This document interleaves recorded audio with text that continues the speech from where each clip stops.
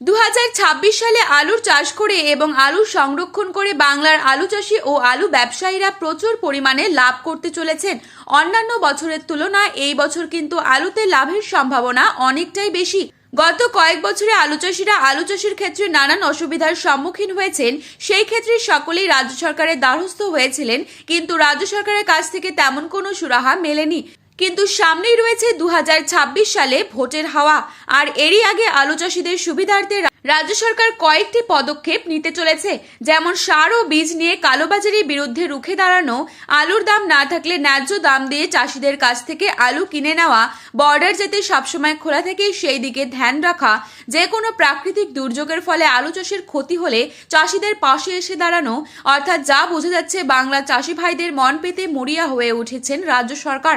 সবকিছু দিক বিবেচনা করে চাষের সুবিধার ক্ষেত্রে কৃষি নির্ভর প্রকল্প আসতে পারে, যার ফলে সারা বছর আলু চাষিরা নিশ্চিন্তে থাকবেন।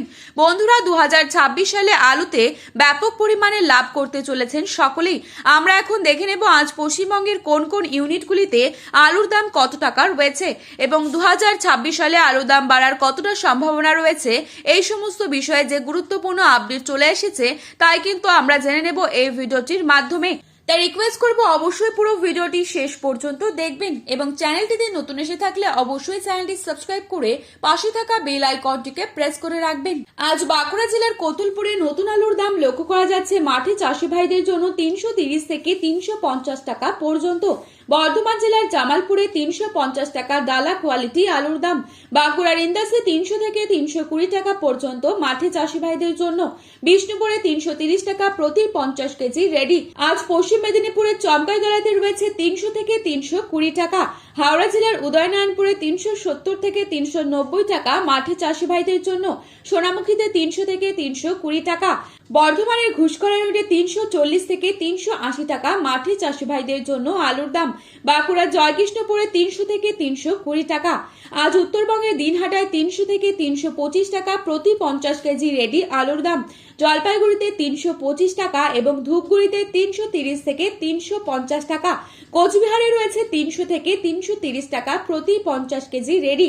এছাড়াও লাল আলু উঠেছে, যার বাজার দর লক্ষ্য করা যাচ্ছে 450 থেকে 460 টাকা। দক্ষিণবঙ্গে যে সমস্ত জায়গায় পোখরাজ আলু রয়েছে, সেটার বন্ডের দাম কি চলছে তাই তুলে ধরছি। আজ পশ্চিম মেদিনীপুর জেলার চন্দ্রকোনায় জ্যোতি আলুর বন্ডের দাম রয়েছে 125 থেকে 150 টাকা। রেডি আলুর দাম রয়েছে 330 টাকা গড় কোয়ালিটি। আজ আমলাগড়া ইউনিটে জ্যোতি আলুর বন্ডের দাম রয়েছে 125 থেকে 140 টাকা। রেডি আলুর দাম রয়েছে 320 থেকে 330 টাকা। বাঁকুড়ার কতুলপুর ইউনিটে জ্যোতি আলুর বন্ডের দাম রয়েছে 130 থেকে 160 টাকা এবং রেডি আলুর দাম রয়েছে 320 থেকে 325 টাকা। হুগলি তারকেশ্বর ইউনিটে জ্যোতি আলুর বন্ডের দাম রয়েছে 230 থেকে 240 টাকা এবং রেডি আলুর দাম রয়েছে 520 টাকা ডালা কোয়ালিটি।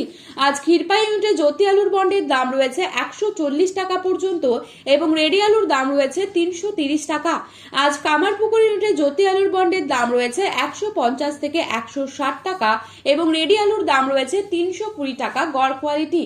তো বন্ধুরা, এই ছিল আজকের আলুর বাজার দর সম্পর্কে গুরুত্বপূর্ণ খবরের আপডেট। প্রতিনিয়ত এরকমই আপডেট পাওয়ার জন্য অবশ্যই চ্যানেলটি সাবস্ক্রাইব করে ভিডিওটি প্রিয়জনদের কাছে শেয়ার করতে ভুলবেন না এবং আলুর বাজারে যাওয়ার আগে অবশ্যই আলুর বাজার দর সম্পর্কে যাচাই করে তবেই যাবেন। ধন্যবাদ।